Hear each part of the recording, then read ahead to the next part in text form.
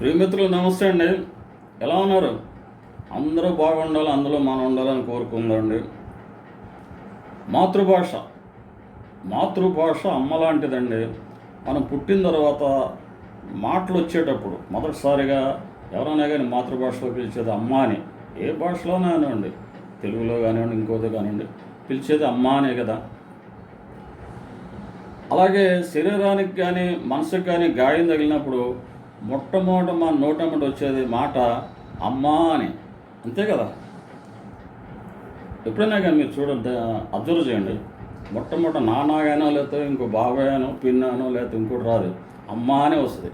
అమ్మకు ఉన్న ప్రాముఖ్యత అలాంటిది. అలాగే మాతృభాషకు కూడా అంత ప్రాముఖ్యత ఉందండి. ఎవరైనా కానీ మాతృభాషలో మాట్లాడడం సిగ్గుపడకూడదు.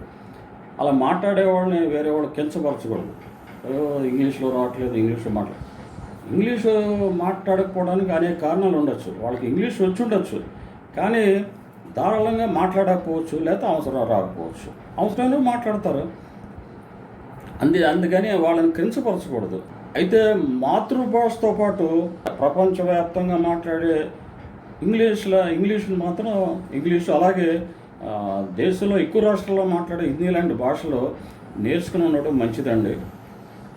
ఎందుకంటే సొంత రాష్ట్రం దాటి బయటకు వెళ్ళినప్పుడు ఈ భాష నేర్చుకుని ఉండడం చాలా అవసరం కూడా.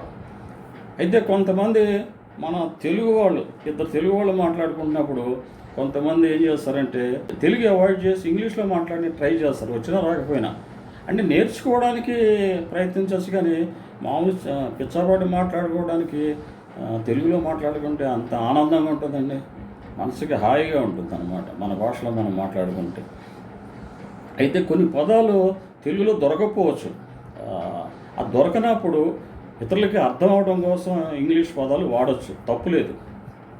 ఏదేమైనా అండి, అమ్మ నాన్న అనే పిలుపులో ఉన్న మాధుర్యం మామ్ డాడీలో ఉండదండి. అవునా కదా?